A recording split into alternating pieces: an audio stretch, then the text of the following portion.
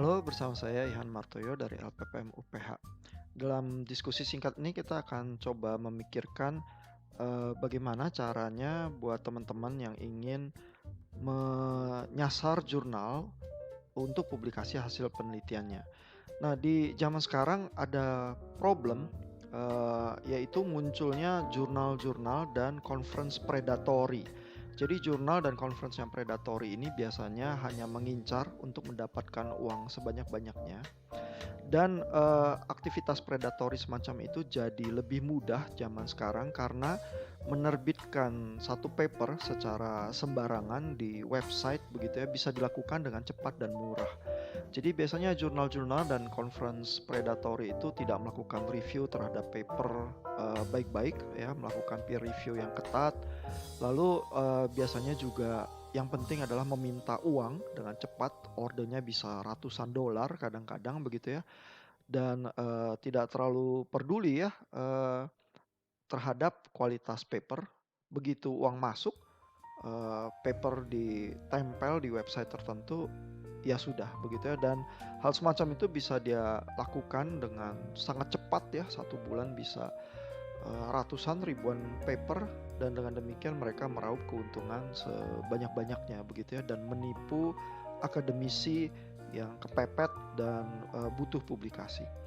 Nah, untuk menghindari hal-hal semacam itu, ada berbagai whitelist yang bisa kita pakai, yaitu untuk mendeteksi apakah satu jurnal itu kemungkinan adalah jurnal yang baik. Yang biasa dengan mudah menyimpan database dan kita bisa juga mencari jurnal-jurnal cocok untuk bidang penelitian kita adalah Simago JR. Nah, Simago JR ini kalau kita taruh di Google ya dan kita klik, ini sebenarnya mengambil data juga dari Scopus ya. Jadi database-nya sebenarnya ada di Scopus, tetapi di sini juga di listing ya, dan di dalam bentuk yang lebih mudah untuk di search dibanding dengan Scopus ya.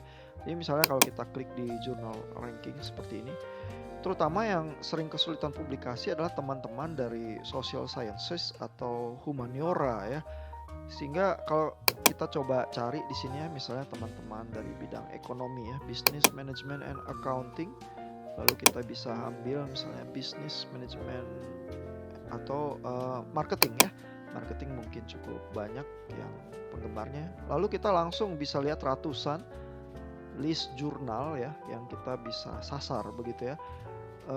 Dan kita juga perhatikan di sini ada informasi H-index. H-index itu menunjukkan seberapa banyak artikel di jurnal tersebut disitasi gitu ya. Lalu kita juga bisa lihat total dokumen di tahun 2019 yang terbit. Kalau di bawah 100 nggak begitu banyak ya jurnal ini, misalnya cuma 10 ya.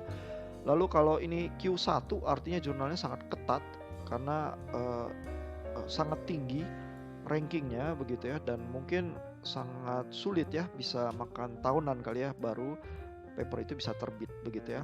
Jadi kalau buat pemula mungkin menyasar jurnal-jurnal Q3 dan Q4, dan kalau kita mau lihat sebagai patokan mungkin lihat berapa banyak artikel yang diproses selama tahun 2019 misalnya ya. Kalau kita klik di sini,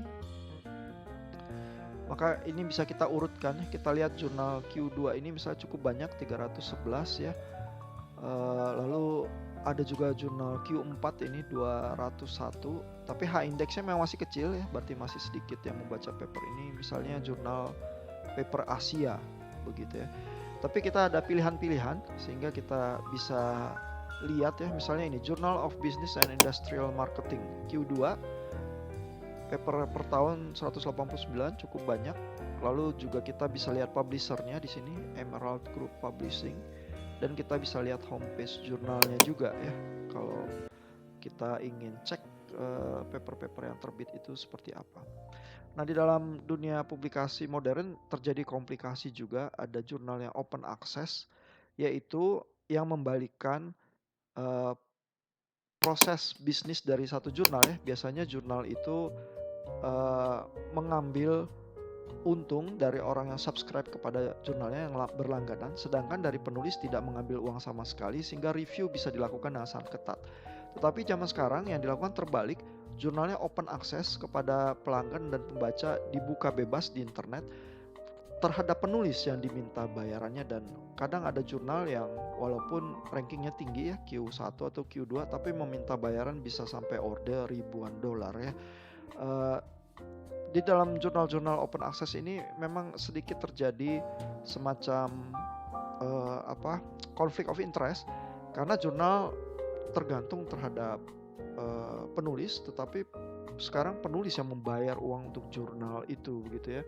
Nah, jurnal yang demikian, ada jurnal open access yang benar-benar predatory, pokoknya yang penting kamu bayar, nanti saya tempel di website. Tapi kalau jurnal-jurnal yang rankingnya tinggi, Q1 atau Q2 yang baik, biasanya tetap melakukan peer review yang ketat ya, dan bisa bolak-balik itu revisi papernya ya sampai diterbitkan ya. Dan jangan sampai Bapak Ibu nanti menerbitkan paper di jurnal atau conference predatory, karena itu akan merugikan diri sendiri. Papernya tidak bisa dipakai untuk JJA, akan merugikan prodi, tidak bisa untuk akreditasi ya, dan sudah buang-buang uang ya begitu. Dan papernya begitu muncul di website predator itu tidak bisa diterbitkan lagi karena akan terjadi plagiarisme. Jadi mudah-mudahan klip singkat ini menolong ya. Lalu tentu juga kita bisa lihat di Scopus, kalau mau cari paper yang sama misalnya di Scopus, di bagian sources bisa kita lakukan. Misalnya Journal of Business and Industrial Marketing ini ya yang kita temukan di Simago, bisa kita cek juga di Scopus.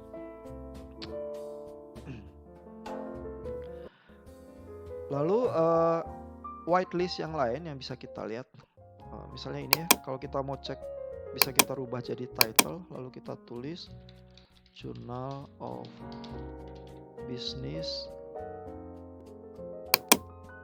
and Industrial Marketing ya, Journal of Business and Industrial Marketing begitu ya. Kalau kita find sources, nah ini ketemu di Scopus ya. Jadi memang kebanyakan jurnal yang ada di Simago itu mengambil datanya dari Scopus ya.